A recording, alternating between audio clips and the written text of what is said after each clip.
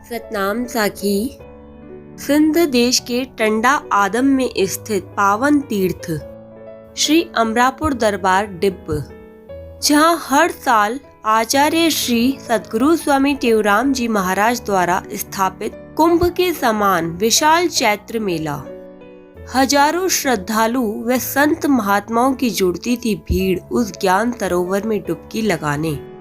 चारों ओर भक्ति का सैलाब। सद्गुरु स्वामी टेवराम जी महाराज का चलता था अखंड भोजन व भंडारा। हर भक्त वहां आता था अपनी अपनी भावना श्रद्धा लेकर, कोई मेल मिलाप करने, कोई संत महात्माओं के दर्शन सत्संग सुनने, तो कोई आता था अपना स्वार्थ सिद्ध करने। ऐसे ही आया था एक शातिर चोर चोरी करने। कुछ नए नए जूते चप्पल के जोड़े मिल जाए तो कुछ दिन चल जाएगी आजीविका। चोरी करना ही था उसकी आजीविका का साधन। उसकी दृष्टि वहीं घूम रही थी जहां पड़े थे नए नए जूते चप्पल। जो मन में होता है वही नजर आता है, उसे और कुछ नहीं दिखता। उसकी दृष्टि उसी ओर घूमती है जहां उसका कार्य सिद्ध हो। मेले की भीड़ में अनेक बच्चे होते हैं, किंतु माँ को तो अपना ही बच्चा दिखाई देता है। वैसे ही चोर को भी अपना स्वार्थ सिद्ध करने के लिए चोरी कैसे की जाए, यही मौका देखकर वह जूते चप्पल चुराता। किसी की नजर न पड़े इस उद्देश्य से उनको छुपा भी रहा था, किंतु संयोगवश चोरी करते हुए किसी सेवादारी की दृष्टि उस चोर पर पड़ गई और उसे जूते चप्पल चुराते हुए रंगे हाथ पकड़ लिया।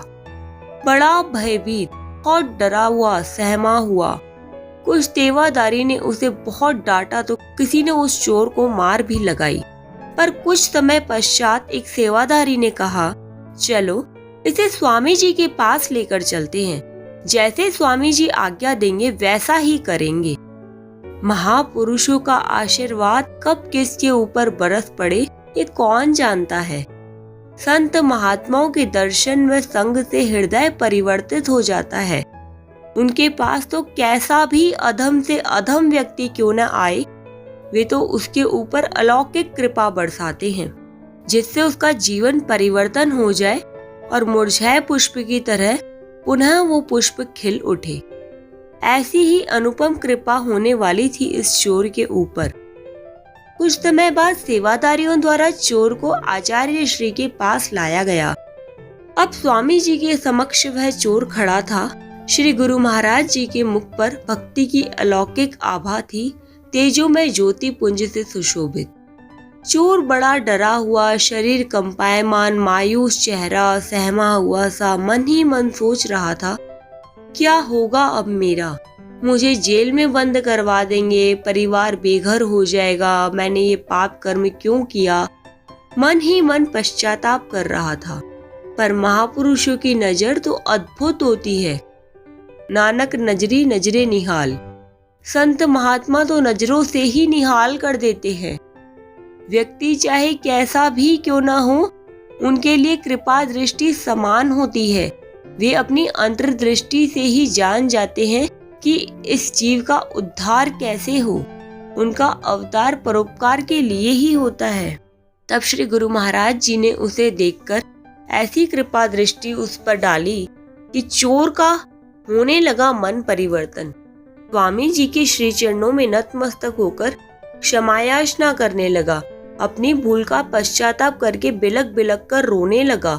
मुझसे बहुत बड़ी भूल हुई है, मुझे क्षमा करें प्रभु, मैं कभी भी चोरी नहीं करूंगा। स्वामी जी ने उसे उठाकर अपने पास बिठाया, बड़े ही दुलार से उसे भोजन खिलाया और आशीर्वाद दिया। बाद में गुरु महाराज जी ने अपने करुणा कृपा का वरद हस्त उसके मस्तक पर घुमाकर कहा, आज से हम आपकी चोरी करने की रेखा को ही मिटा देते हैं। आज के बाद आप चोरी मत करना। चोरी करना अच्छी बात नहीं है, ये पाप कर्म है। पाप करने से नरक की यातनाएं भोगनी पड़ती है। अतः हमेशा परमात्मा का सिमरन व सेवा करके जीवन को सार्थक बनाओ। सिद्ध महापुरुषों के आशीर्वाद से असंभव कार्य भी सिद्ध हो जाते हैं। ऐसी होती है भक्ति में अलौकिक शक्ति।